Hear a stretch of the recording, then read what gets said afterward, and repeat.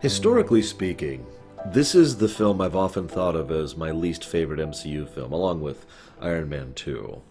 And having rewatched it, I kind of still agree with that statement. I mean, it's...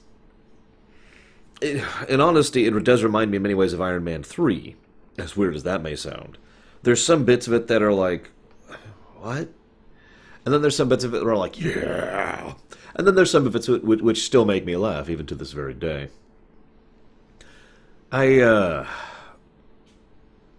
This film had probably the most troubled production of the films, other than Iron Man 1, of course. So, amongst Phase 2, this one had the most troubled production. Natalie Portman has made claims that she was trying to bow out, but some sources claim she was, and some sources claim she wasn't, and she herself went on record as saying that she basically refused to be part of the MCU, which is why she was absent in Thor 3, and then at the same time she has also made statements as recently as last year about wanting to be back into the franchise, and whatever. Patty Jenkins was actually originally supposed to be the director of this film. Now, there's a thing when it comes to Hollywood. I've mentioned it before. It basically boils down to don't tell. It's a really common thing. I actually brought this up back in Iron Man 2 as well, if you've been following the MCU ruminations as we go here.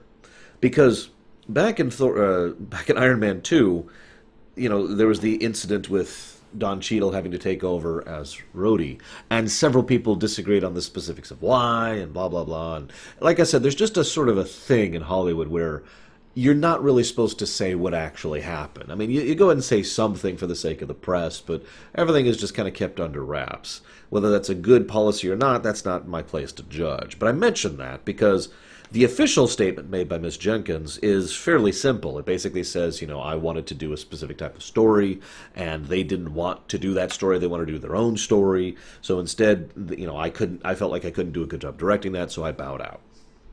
Usually cited as creative differences. It's a nice generic blanket term, which basically means something happened, and we don't know what. Based on evidence, and the fact that this woman will later on go on to make the excellent Wonder Woman film, I'm thinking that the general gist is that they had a pretty specific script in mind, and she thought that script was stupid. Because it is. This is not a good script. And she wanted to do something else or something better, and she was basically shot down on that. I don't know who shot her down, and I don't know what the conflict came from, but one way or another, I don't blame her, if I am right about this, which I might not be, for basically saying, okay, you want to do your own stupid film? Fine, I'm out. Now, again, the specifics of that, I'm not sure. But I keep bashing the script of this film. Obviously, I'll be covering it in detail. I got 2 pages of notes here. That's pretty much my usual for movies, is 2 pages of notes. But I do want to mention one thing right off the bat about the stupidity of the script, because the script is kind of... It varies in tone in a way that's it's actually kind of hard for me to describe. Because on the one hand, it's trying very hard to be more mythic. Going into the mythos of the ancient Asgardians and the ancient creation of the ancient universe, And then it's got spaceships and laser guns. It also tends to make things very grounded and believable in a down-to-earth fashion when it comes to character interaction. In fact, I would say character interaction is probably one of the better aspects of the film. Then at the same time, it tries to take certain characters in the film and either basically make them into a joke, not in a good way, but make them into an unimpressive character, or never bother to develop them in any significant way, shape, or form. Nowhere is this more evident than Malekith, although there are reports that apparently there was supposed to be more to Malekith than what we got.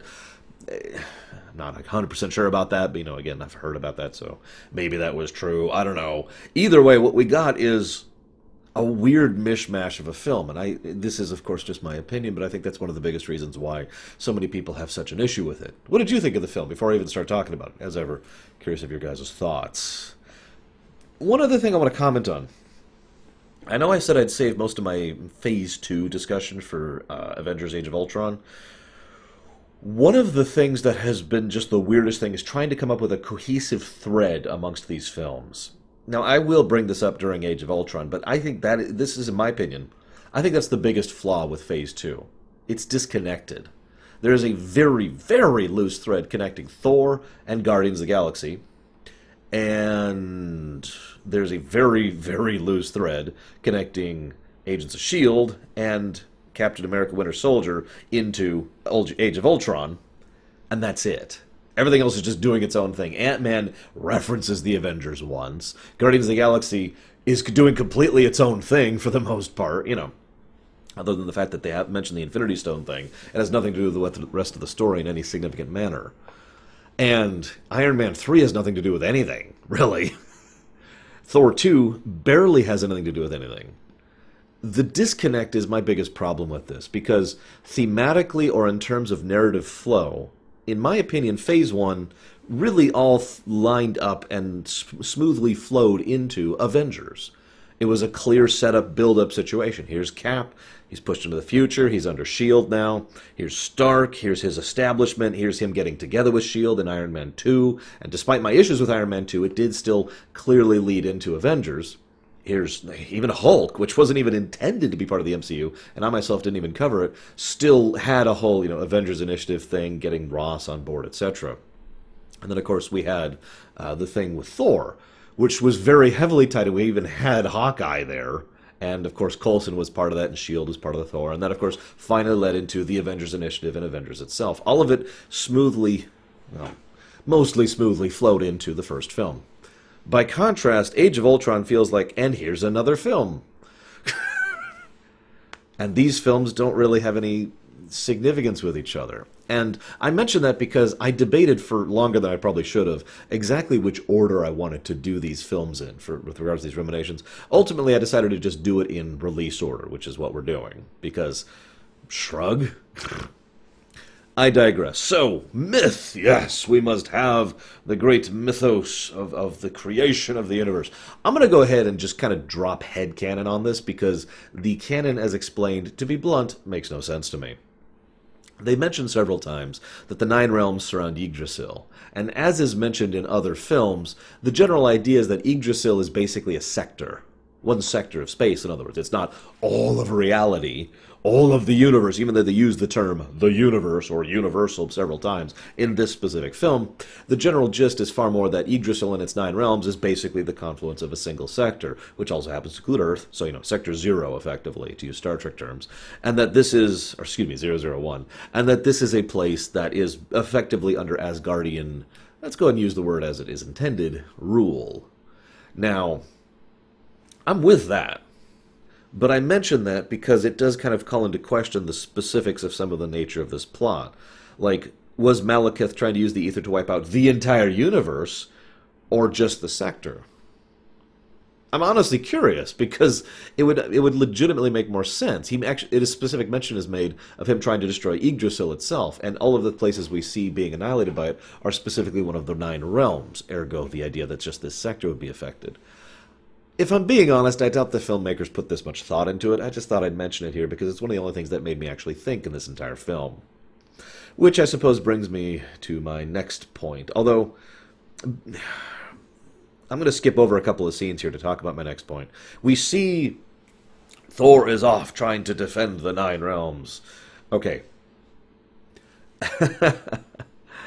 I know that this is, again, drifting into the realm of headcanon. Although, as I've mentioned, the 9 realms being a sector makes a lot of sense, since we know that there is space that is not a part of the 9 realms. We see quite a bit of it in Guardians 2, and even in Infinity War. So, what I'm looking at here is 9 territories that have all been conquered by Odin back in the days when he was the god of war, alongside his daughter Hela. I almost said Hela.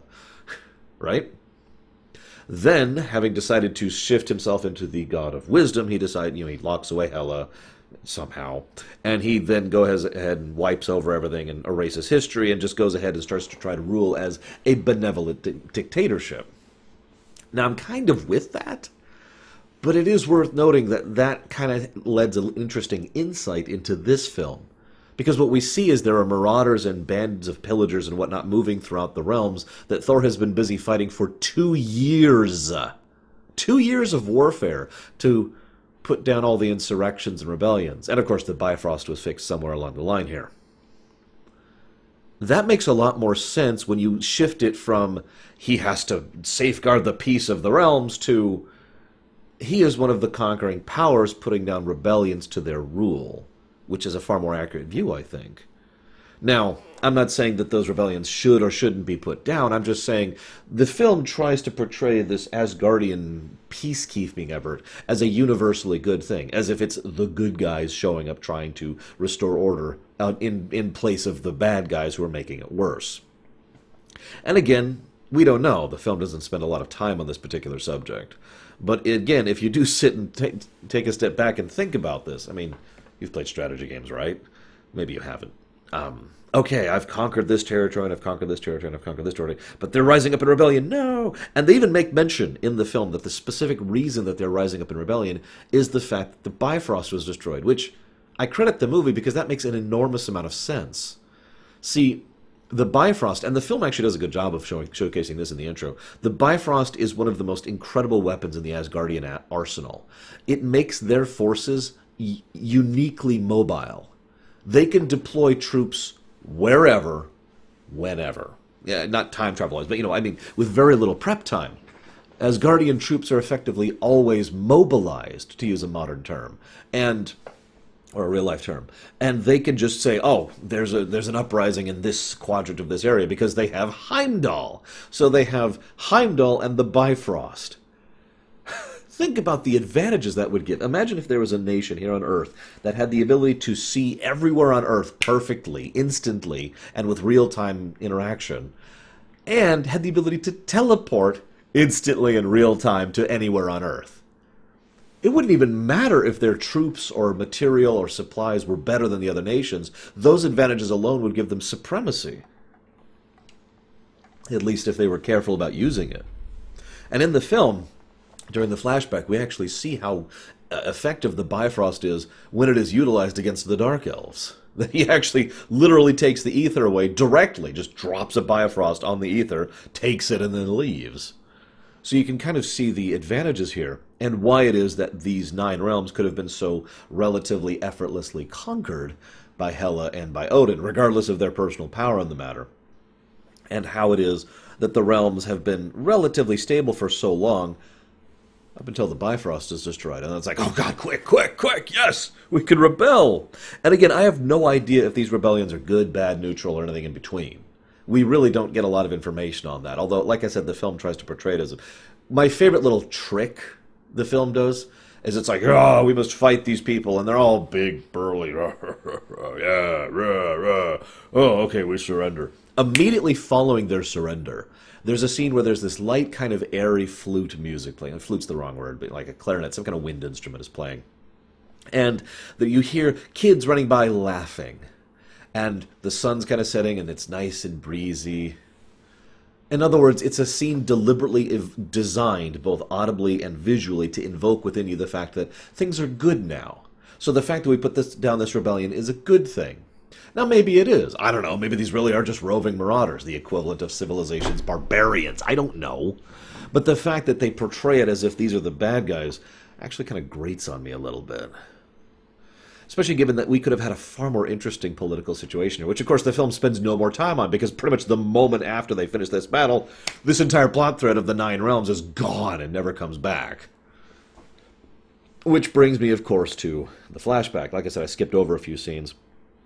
I don't like Malekith. No offense to Christopher Eccleston, obviously, and he himself described working on this as a nightmare. Like, he hated working on this film. But I think he is probably the actual worst villain we've had in the MCU. I mean, I bashed Adrian Killian all over the place, but at least the man had a little bit of presence and screen time and a decent actor helping to buoy him to the point where he is at least there. Who the hell is Malekith? I actually thought about timing how much screen time he had before the final battle, because I swear to God, it's like 9 minutes throughout the entire film until the final battle. Maybe not even that much. I should have counted his lines. That would have been a lot easier, because I can't have been more than 20. Anywho, so Malekith, one of the only bits of characterization we ever get for him in the film is the fact that he decides to sacrifice his own people so he can escape. Nice guy. Granted, Bor was apparently intent upon genociding the race, so maybe that was a mercy? I don't know. Either way, at least he got to kill people on his way out. That's good. That's good. Then Loki gets locked away.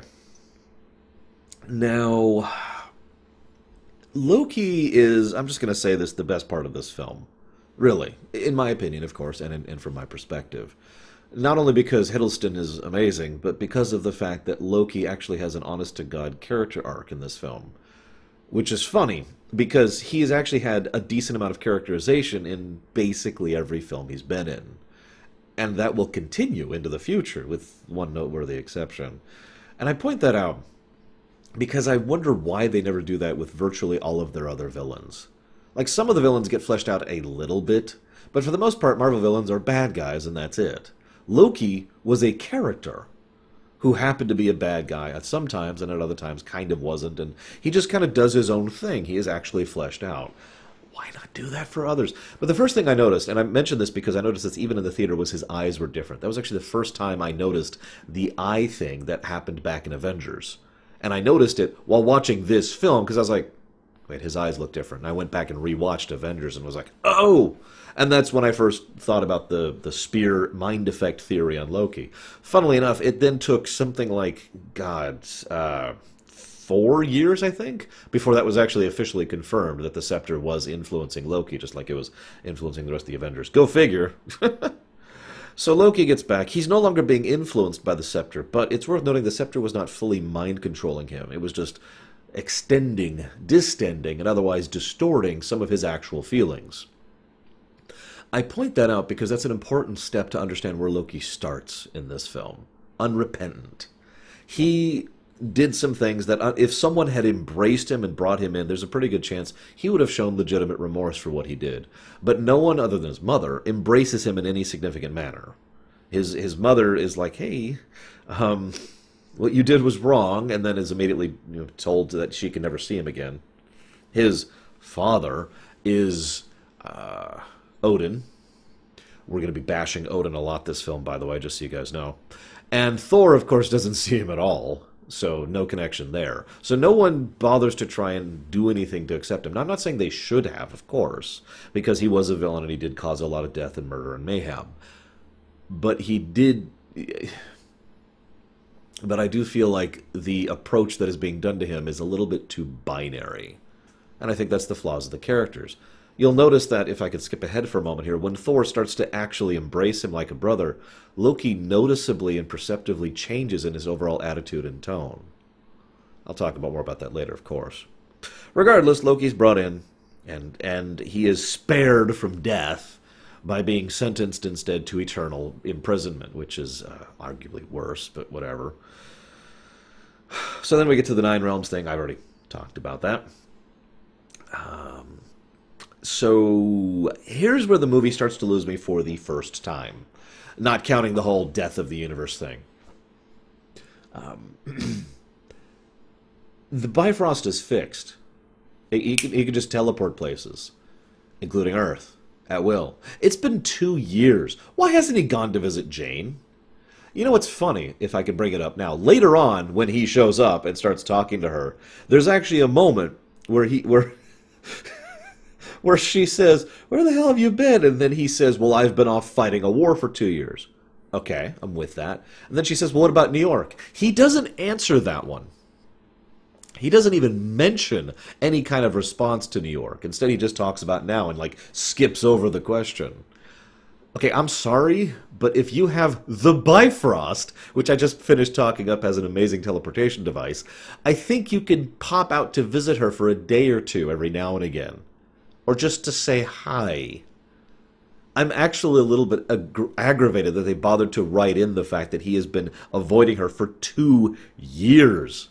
And the best part is, near as I can tell, there's no reason for that. There's no reason for that particular inclusion into the story.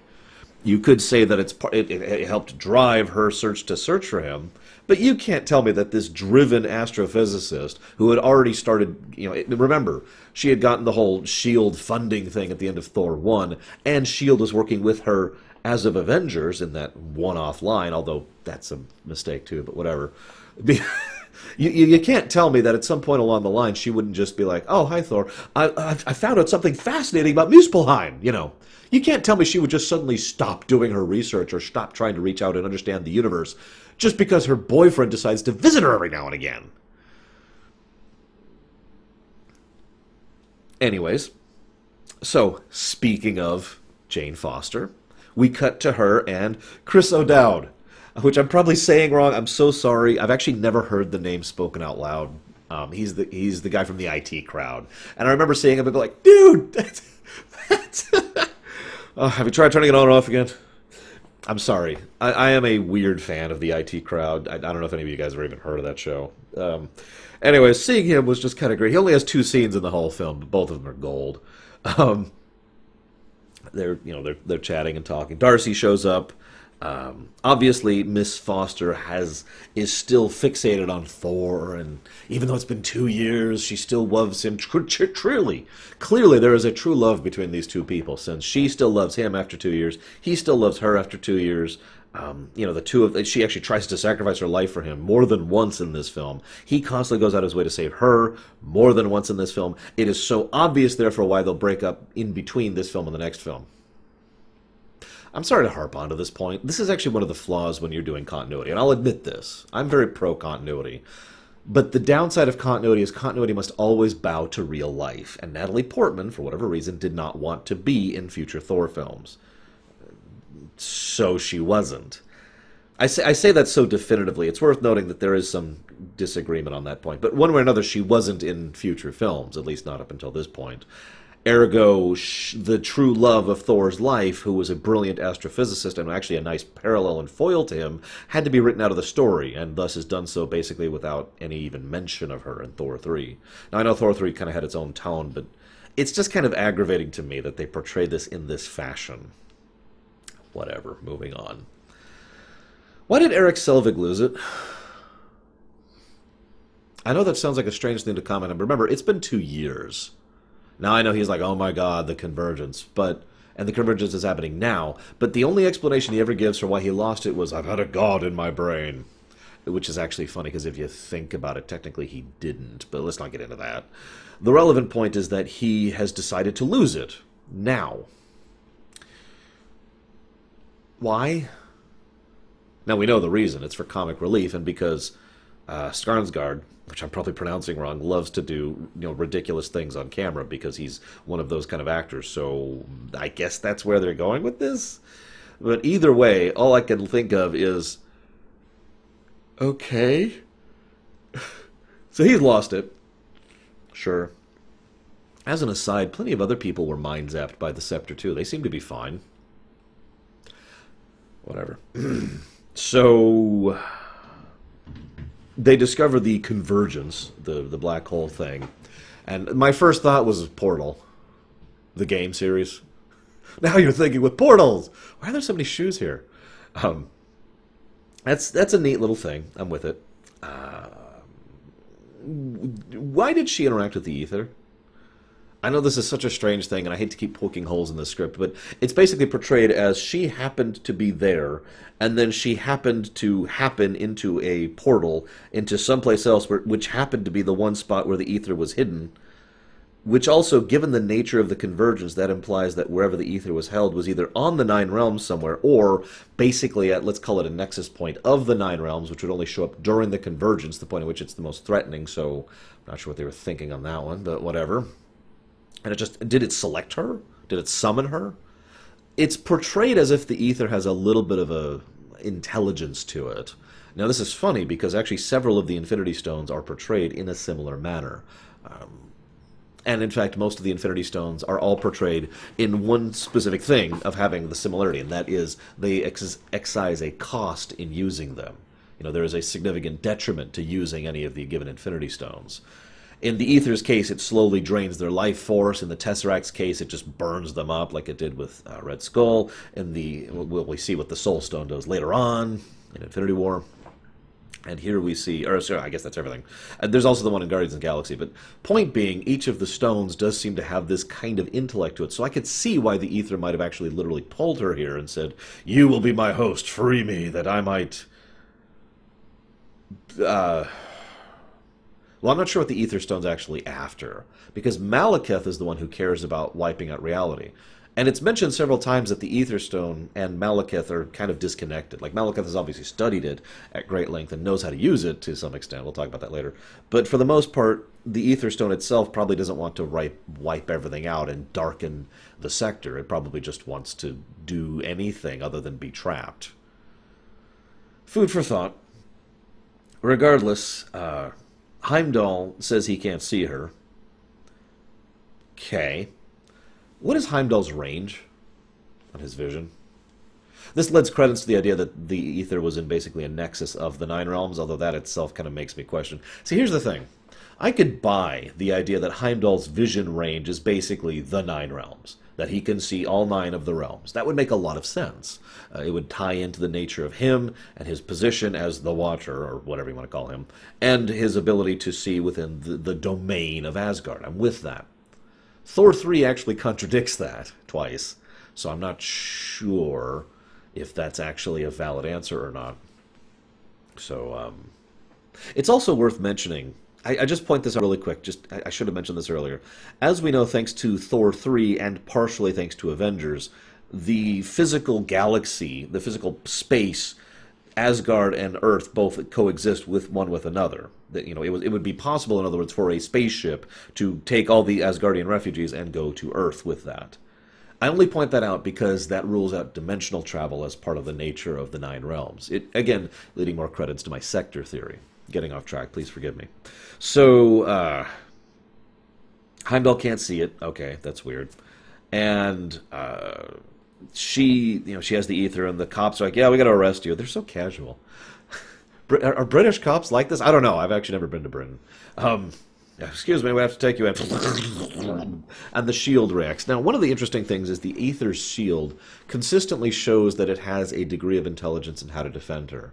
That's actually one of the more well-written parts of the script overall, because in virtually every instance, maybe I missed one or two, but in virtually every instance in which someone interacts with her, it does react to defend if the interaction was something that is unwanted. In other words, the cop taking her in, the guards taking her away, etc. And yet when Thor interacts with her, there's no problem because, well, Thor means her no harm. And there's another one later, which we'll get to. Just keep that in the back of your mind. So then the rain comes down. There's actually a nice scene because it's pouring rain, and yet if you're paying attention, Darcy and Jane are dry. They're completely dry, which makes sense. And then the camera pans out and shows that there's like no rain around them. Question, is that the ether doing that or Thor? I mention that because later on Darcy's like, hey, is this you? And then it stops raining. Thor makes it stop raining. So was Thor like preventing the rain on her, or was the ether preventing the rain on her? Food for thought. The film likes to not give answers to a lot of things, by the way, so there's going to be a lot of questions in this rumination. Please forgive me. So this is when we talk about how he has no excuse for New York. I've already commented on that. Moving on. He takes her to Asgard. Gotta admit, there's a sequence of pretty good scenes after this that kind of make me grin. First of all, I have to say that for all of the other complaints I have of the film, the interactions between Jane Foster and Thor are actually pretty good. The two have, I would say, actually better chemistry here than they did in the first film. Which is funny if her comments about disliking the film are true, but regardless, they do act well together. And I kind of like I wish they'd showed more of it, but there's a scene where he is taking her via the Bifrost to Asgard. I wish they'd shown more of her awe and wonder at being teleported like that. Because you kind of get the impression that would be her reaction. They're like, oh my gosh, this is great, you know. And so then they have her scanned with this device, which is basically making resonant filaments that are reflecting all of the refractions off of her soul to give them a way to scan her. A quantum, what did she call it? I wrote it down. A quantum field generator. There we go. You know, I always got to throw quantum in there. I do love the idea that, you know, oh no, it's a very careful device. Oh, does it do this? Well, yes. Quantum field generator. It kind of goes to show that this woman is not stupid. I only point that out because that's actually, in my opinion, one of the greater character traits of Jane Foster. The fact that she is smart, like legitimately smart and capable of thinking on her feet and, you know, actually an expert in her field, which is nice. I wish we'd seen more of that, but, you know, whatever. So I have a note here. It says, bringing Asgard low. So, I have heard several theories to this effect, and I'm not sure what I think of them myself. But ultimately, I have to agree with the general consensus that it feels like this film was an attempt to bring Asgard down a few pegs, moralistically, in terms of literal capacity and strength, and in terms of, well, their overall superiority. Because we see several, for example, the woman who was acting all snooty until, she was shown up by Jane, by understanding what she was talking about. There's a scene where Odin is incredibly rude to Miss Foster, which is just, like I said, Odin's just a dick in this whole film. It's very kind of strange, actually. Heimdall, of course, can't see the cloak, even though we can see the cloak with our normal eyes. The fact that they bring in these prisoners and don't take off their equipment or search them for weapons. We do that in real life, The fact that they have basically no guards in the prison area until an actual outbreak happens. The fact that they have no backup field generator for this shield, which has to be activated by Heimdall way out there, by the way. The fact that they have no fleet to speak of. They've got turrets. My point is that in multiple aspects of this film, they show how the Asgardians are not as good as they thought they were. And again, bringing them down to the point where they're not the good guys, but instead more like the superior guys who occasionally happen to be good. Now, Sif's cool. Again, I wish we saw more of her. Thor is cool. Loki's debatable. And Frigga is cool. And that's basically it, as far as they're presented. Although, actually, I take that back. Heimdall's cool, too. I forgot about that one. Heimdall's pretty cool. And the Warriors, well, they're cool for all 2 scenes they're in. I cannot be the only person who laments the absence of basically all of the ancillary characters in this film. Like, they're there, briefly. They're there even more briefly, I should say, in Thor 3, so I suppose that's just a trend. Because they had a decent presence in Thor 1, barely any presence in Thor 2, and they've got like 1 scene in Thor 3, anyways. Sif's not even in Thor 3. So why is Odin this much of a dick to her? Can anyone give me a real answer to that? Now, I've already given you my answer. It's because Odin is not the good guy. He is not as much up on his pedestal as he would otherwise be portrayed as prior to now. That's my answer. Remember that this is the woman he is talking to is the woman his son loves and has been pining after for 2 years. That he went after immediately as soon as there was an issue and brought her back. Now, granted, yes, he disobeyed his father in doing so, so his dad's probably a little bit mad. But the fact that he insults her in such an overt way, pretty much flat out calls her an animal at the table of proper people. Imagine for a moment, if you will, that she was black and he was white, and he made that comment as if he made the same basic comment, as if a goat is a table. Picture that. Because that's the level of racism, or speciesism, I guess, actually, in this case, speciesism, that he is showcasing. What? Anyways, don't worry, I'm going somewhere with all this Odin stuff. But moving on. So then Frigga, she's cool. She's actually nice. Frigga is, of course, decent in just about all of her presentation, and once again, my only complaint is that we don't get enough of her, because she's awesome in every scene she's in. Especially when she goes to talk to Loki. Let's derail and talk about Loki for a second. As I mentioned, unrepentant. But the other interesting thing is that Loki just can't bring himself to be honest. He isn't honest to Odin. He isn't honest to Frigga. There's even a point, he's not my father. And then she says, am I not your mother? And then Loki is just... I love Hiddleston's acting, I really do. Because you can see he's doubling down on the lie. Like a kid would. And she says, aw. And reaches out to him, and he reaches out as well, and she's not there. And he has basically just told his mother that he doesn't think she's his mother. That's also the last time they talk, by the way. There is a brilliant scene later on in the film, please forgive me for skipping ahead after Frigga has died, where there's no dialogue, which is probably the best part. Someone shows up, Loki looks over, just kind of nods. The guy leaves. And then Loki just kind of stands up and stands there and then destroys half the room. in just one gesture. And the next time we see Loki, he is in disheveled, bloodied. You can almost get the idea that he has literally been kicking and punching at stuff in his room until he has literally started injuring himself, and everything is in tatters. That image right there gets across so beautifully just how much this has affected Loki. Because obviously she was his mother. She obviously... It's implied that Odin and Loki never got along all that well, even before Loki learned the truth. But it is definitely stated multiple times that Loki definitely got along well with his mother. His mother, in fact, taught him magic. In fact, you'll notice, and this film does a good job of this, Frigga at multiple times uses the exact same illusions, magic, and even fighting style with the dagger and the lithe thing that Loki does. So we get the very strong impression that while Odin trained Thor, Frigga trained Loki. And, well, obviously that's just a more professional connection, but the implication is there that Frigga really did embrace her son. Of course she did. And of course he did in return. Of course he cared in return. Now, that doesn't make him innocent or blameless, but we'll talk more about that in a bit. What I do want to mention is that he says, you might want to try the stairs on the left. It has since been confirmed by official interviews that, yeah, Loki is aware that him telling Algrim to do that directly led to Frigga's death, and he is aware of that. And that's not a comforting thought. So,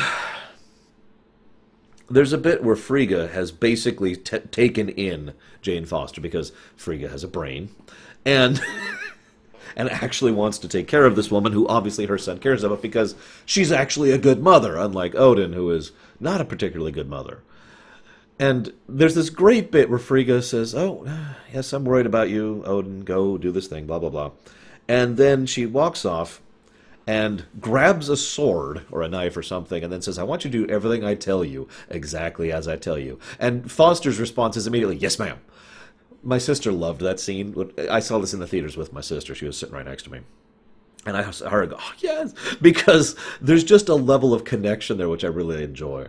Basically, this is Jane Foster recognizing that things are serious and someone who has a degree of competency is telling her to do something. And her reaction is, you got it, as a smart person would. So it's a nice portrayal of Jane, and it's a nice portrayal of Frigga. But then, of course, Frigga makes the illusion happen and goes and tries to... Malekith has basically one of his only actual scenes with Frigga, who's also about to leave the film. I'm sensing a trend here. What I like best about that scene is the idea is that Frigga is actually more than a match for Malekith. And I say the idea. I'm pretty sure she would have defeated Malekith, if not for Algrim. I'll talk about both of those in just a second. But then, death. She dies. And it is actually a pretty powerful scene. They do spend a lot of time covering it. Oh my goodness. This is a good time to talk about Malekith, though. I would like to talk about Malekith really quickly, if I may. Am I the only person who finds him pathetic? Obviously, he's what I consider to be one of the worst villains because there's just nothing to him, but I also think he's one of the most pathetic villains. He has no superpowers or abilities of any significance. He has a small army, he has a squad that he has at his control, one ship, and its complement fighters. That's it. In fact, to be 100% blunt, one of the things I noticed in this film, especially rewatching it, is that if not for Algrim, he would have had nothing. He would have been completely outmatched by everyone he fights constantly. So he has no characterization, and he poses no threat, except for the curse thing, which I'll talk about in a moment. He also is bested almost constantly, has no personality, and his only real motive is, I must return it to the dark. Yeah, no. But I suppose we should also talk about Algrim here. Now, you're probably thinking, who the hell's Algrim? You keep mentioning this name. That's the cursed guy. The guy goes, and then, fuses with his armor. That sounds like fun, doesn't it? Fusing with your armor. Here's the thing.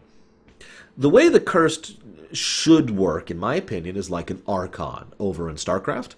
For those of you who've never seen any of my StarCraft lore stuff, the idea is an Archon is two Protoss fused together to form a supremely powerful being that's energy is so strong, there's a reason it's the Super Doom unit, that it burns itself out. And that in lore, it will only last for a few minutes, maybe an hour, and then it's gone, right? That I could have bought for the Cursed. That it's literally a last-ditch, okay, I will kill myself, but I will also take down all these enemies kind of a thing. You know, that's sort of a suicide bomber mentality. I'm with that. Not suicide bombing, don't do that. But I am with the mentality, the idea of this thing being a temporary boost. However, here's the problem. Algrim takes the thing, powers himself up, and then beats everyone constantly and never has any detriments whatsoever. There's no cost. And that makes Algrim cheap, in my opinion. Whenever you make a villain show up who is just stronger than everyone else, you have to either have some kind of explanation for it, or some kind of cost for it, or some kind of way that makes it flow into the narrative. Otherwise, what you're doing is introducing someone to be a threat, and for no other reason. This is why I call Algrim cheap. This also then further makes Malekith even more pathetic, because the only thing that makes Malekith any kind of a threat at all is Algrim. And he's cheap. It's like, it's the threat of the weak thing all over again. I talk about this constantly in my Star Trek videos. It's like, hey, I'm this guy you've never heard of before, but I can defeat you effortlessly. Remember, this guy crushes Thor in a one-on-one fight later on in the Svartalheim? No, that's not right.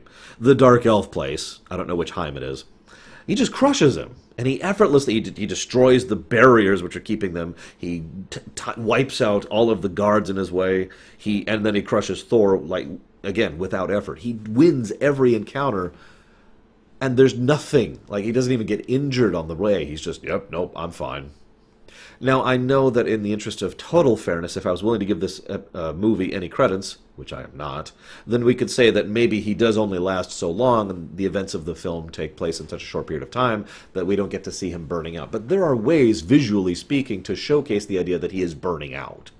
You could have just had a few seconds of him just going as the flames get hotter, and make it so that the red veins thing gets more and more visible each scene he's in, to show that he is basically burning out. You can do these kind of visual shorthands even in a film, but they do none of this. Instead, he's just the Hulk.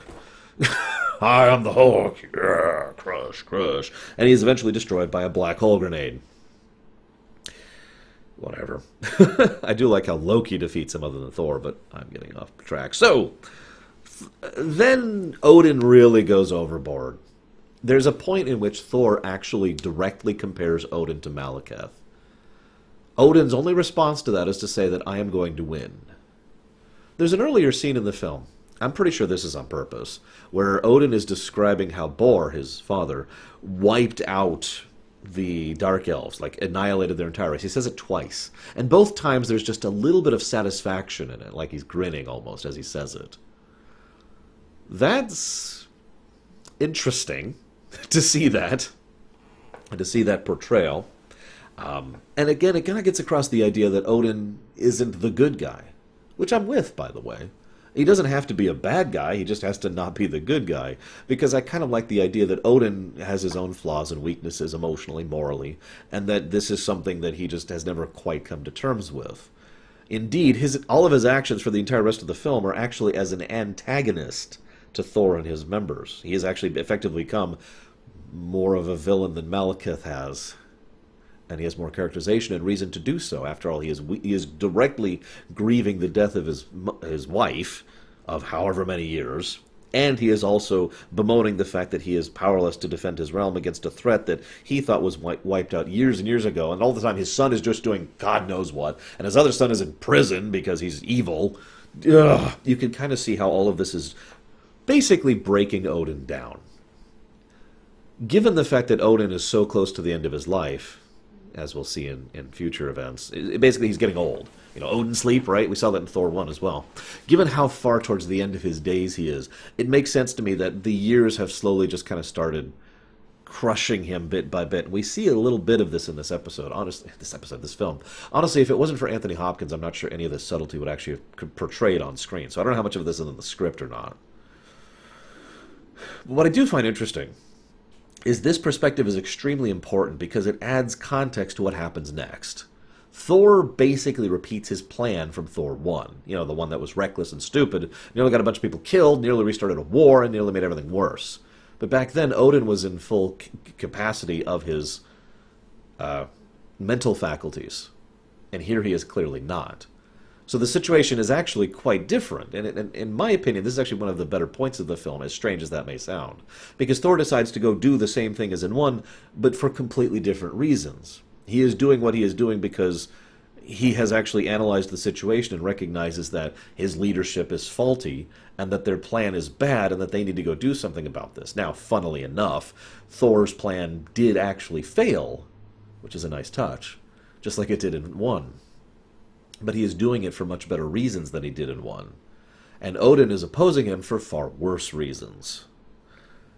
So it's also worth noting that Thor specifically goes out of his way to consult his friends on this plan, rather than just kind of go ahead and do it with his own stubborn pig-headedness. Again, a shift between his 1 portrayal and his 2 portrayal. This, of course, leads to Heimdall being kind of awesome. I'm sorry. I again wish we had more of Heimdall, because he is awesome in basically every scene he's in. But I'm a big fan of Idris Elba, if it's not obvious. But I do like how he's like, I need to inform you of treason. Mine. Here's my sword. And then, of course, Loki is there's actually a really, really good scene between Thor and Loki. As I mentioned, there's good character interactions, and Loki is just a universal positive in this entire film. We see the visual presentation of Loki as he's disheveled in his room is awesome. The set designer deserves huge credit for that, and Hiddleston deserves huge credit for that. The way he's slouching on the wall, it's a very specific slouch. He is specifically just defeated, deflated, and has nothing left in him. And the way he portrays that is it's actually harder to do that than it sounds, because you have to portray that, well, basically not moving against the wall. And then, of course, he goes along with it, and they're walking off.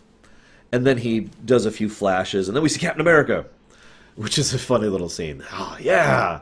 A lot could be said about that scene. I'm only going to add 2 of my own thoughts into the mix. I've heard plenty of people debate that scene many times. First and foremost, it has been said, although this is the weirdest thing because I've had trouble confirming this, but this is one of 3 scenes that Joss Whedon stepped in and actually wrote, and it shows, because just about everything about his presentation there is very Whedon in terms of style. But I also mention this because he only changes his voice, or Thor's voice for that matter, when he changes into Captain America. Now, obviously, this is so that, I can't think of his name. Oh, Chris Evans. This is so Chris Evans could actually get actor credit for this, because an actor who has no lines doesn't actually get the same things billing-wise, thanks to the rules of the Screen Actors Guild. But point being, we get to see that little tidbit. I also want to mention, though, the fact that he chose Captain America specifically. And I mention that because this is probably me reading way too much into this, but whatever. Loki is someone who has a huge ego, and partially because he has always been so much lesser. I always ever lived in your shadow. I only ever wanted your respect, right? So Loki is someone who constantly feels the need to push himself up because he himself has been pushed so far down so often. This actually helps to inform a lot of his character arc between Thor 1 and Thor 2. And the fact that he earns Thor's legitimate respect is something that's showcased and honestly changes his opinion and perspective in Thor 2, as I'll talk about in a moment. But here, well, Hulk beat the crap out of him, right? Thor beat him. Widow was able to outmaneuver, outsmart him. Iron Man was able to outmaneuver him, right? So that just kind of leaves, well, Hawkeye and Captain America as the only 2 people that he feels like he is actually better than, and thus feels more comfortable mocking and presenting himself as superior to. And of course, between the 2, I think he would probably go for Cap first, because, again, it's the yeah, I'm so awesome kind of a thing. Just a little bit of reading too much into it. So they escape. Woo! The escape sequence I don't have much to say about. It is kind of nice to see how it kind of folds together, and they zoom around the city, and then they go down to the skiffs. Suddenly we're on Tatooine with these hover skiffs, but whatever. No, what I want to talk about is they actually managed to get out. There's a great line Loki has: "If it was easy, everyone would do it." It's a great little tidbit. But there's a lot of really great banter between Thor and Loki, which I'm just going to comment on briefly, because it showcases that these 2 have a very unusual relationship, but it is still nevertheless a positive relationship between the 2, that there is an actual fondness and affection between the 2. It was damaged, obviously. It was damaged because Thor was a prat for forever, and then it was damaged because Loki went way overboard in trying to accomplish that. And again, I want to stress this. I'm not calling Loki a good guy, but I have a hard time calling Loki evil. I really do. And a lot of that is really showcased when they're flying over Dark Elfheim.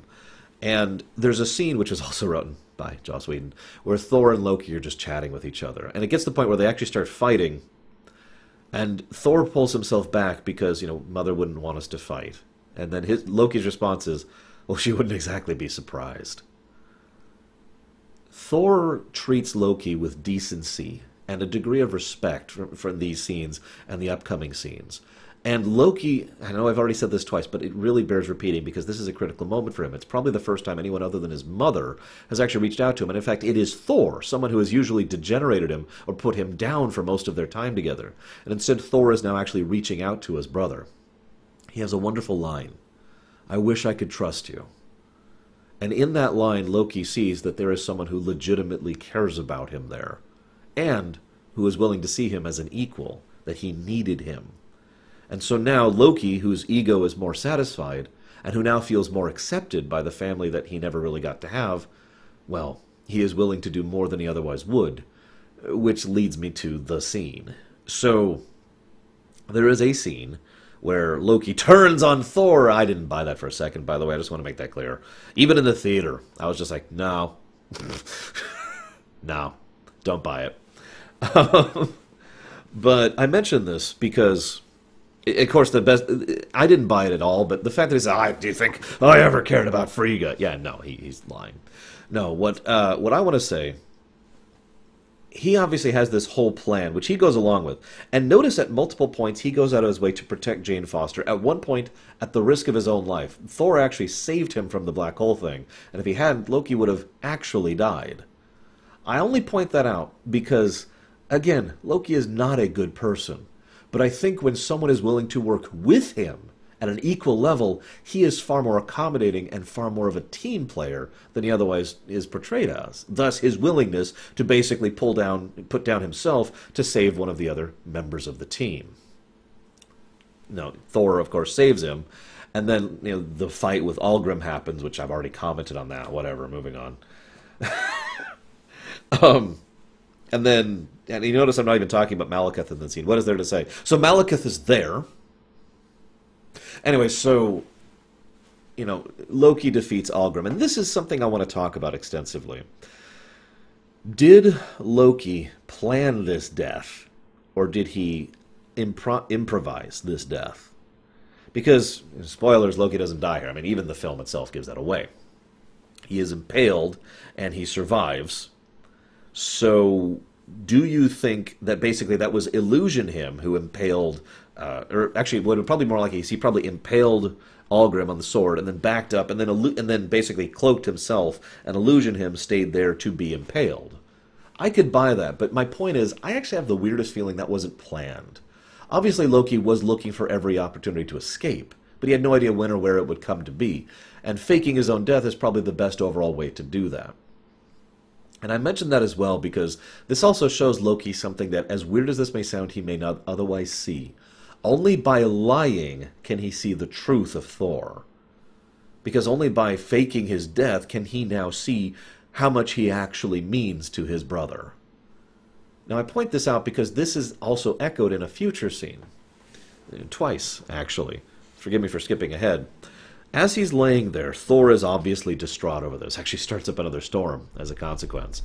And in that moment, Loki understands that his brother did really love him. And I personally like to think that this is the moment which Loki finally accepts his brother. And in fact, Loki will be pretty good with his brother from this point onwards, actually, in the future films. And I think it's because of this moment. Obviously, they have started to bond a little bit more, but here he sees, truthfully, when Thor thinks he is actually dead, he is grieving. He is actually hurt. He is like, oh my God, you... And as a consequence of that, and of course there's that wonderful, wonderful line, I didn't do it for him. Before I go any further, who do you think he did it for? I've only heard two theories about that one, and I like both of them, but I'm just going to go ahead and say, I think he did it for Thor. Vengeance is nice and all, but I think he was willing to sacrifice himself for Thor. Sentimentality. Now, getting back on track, Thor is, of course, grieving. We skip forward a little bit, and he comes back in the guise of a guard to report to Odin. He says, "Hey, Loki's body was found." Now, obviously, he then ensorcels Odin and then sends him off to be in a nursing home on Earth. But I bring this up because I like to think, and we don't know this for certainty, but I like to think that Loki specifically wanted to know what Odin thought of him. He knows what Thor thinks of him. Now he wants to know what Odin thinks of him. For real. Your son is dead. You'll notice Odin doesn't give much of a reaction to that. I think that's important, given what comes up in the future. And, skipping forward again, there's a scene where Thor is talking to Loki, thinking it is Odin.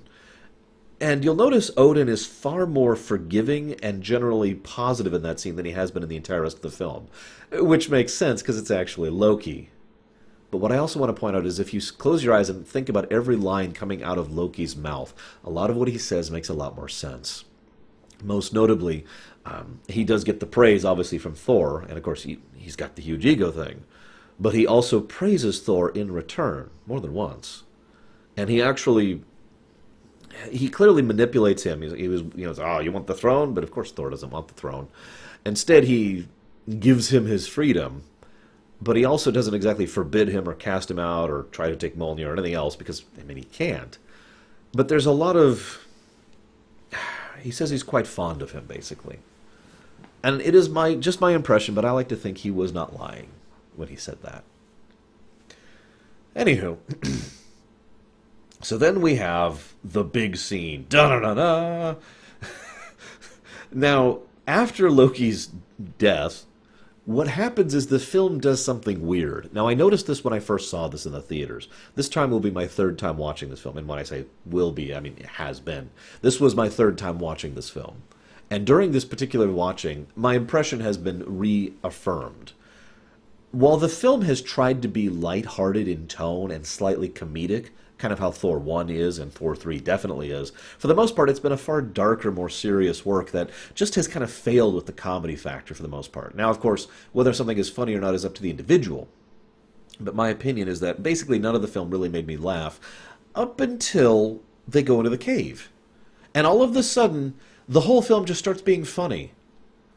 They're doing this big final clash against Malakath, the Doom guy, and Algrim, who's... oh no, Algrim's gone. But Malakath has the ether, so he's actually a threat now. Gotta give him something to be a threat. And the whole film just starts being funny. Like, out of nowhere. She calls up, and it's like, oh, Chris O'Dowd! Again, I'm probably screwing up his name. Yeah, hey!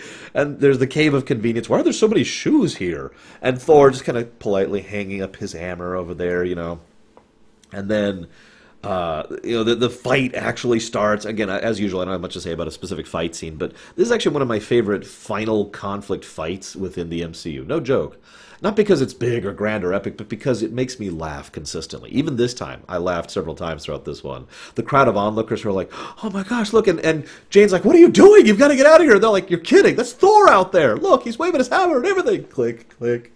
And, there's teleporting people all over the place, and Darcy and Ian and Selvig are all trying to contribute in their own strange ways.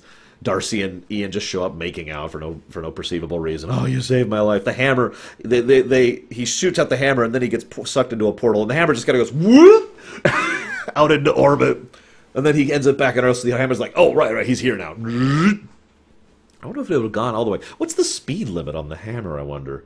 There's also this great bit where they slam down the thing and they're just sliding down the glass like this is a Looney Tunes film. And, oh my god, Darcy, Selvig, Ian, mew mew. He gets on the train. All right, it's three more stops. Okay, to Greenwich. Anyways, I don't want to just summarize the whole scene, but at multiple points, the whole finale made me laugh. Now, I'm with that, but and that's probably one of my favorite overall scenes, that's not really right either, sections of the film, because it was funny. But I should also point out that the fact that it's funny really drives home a point I've already made, that Malekith really is pathetic.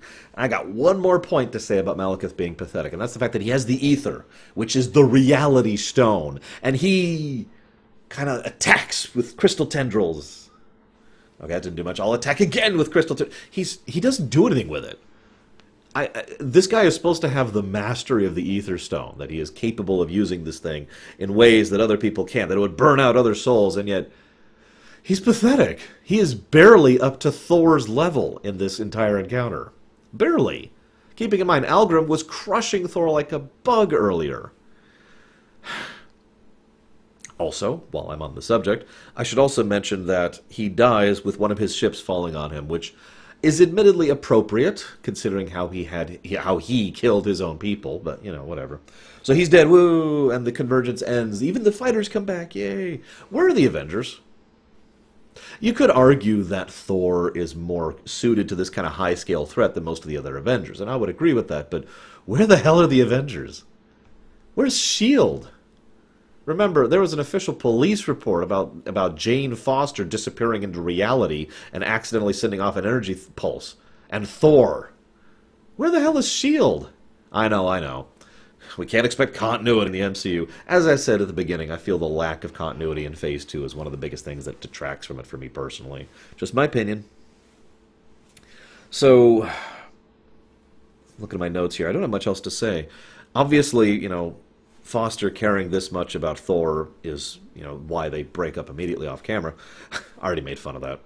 I already talked about Loki and Thor, which was good stuff. And then we have the Collector show up, who's someone who actually will show up in Guardians of the Galaxy. Well, this is one of the only points of real continuity in this entire work. I could be mistaken, but to my knowledge, this is the first time that on camera they have acknowledged these things as Infinity Stones. I point that out because there was a theory for a while that the Tesseract was an Infinity Stone, and there were conflicting reports and different interviews about that and blah, blah, blah. Having this confirmed on screen in dialogue, 2 Infinity Stones in one place, thereby confirming that both the Tesseract and the Ether Stone are Infinity Stones, I'm with that. This, of course, then began a years-long debate about which stone was which. So, 1 down, 5 to go. I hope you've enjoyed my thoughts, such as they are.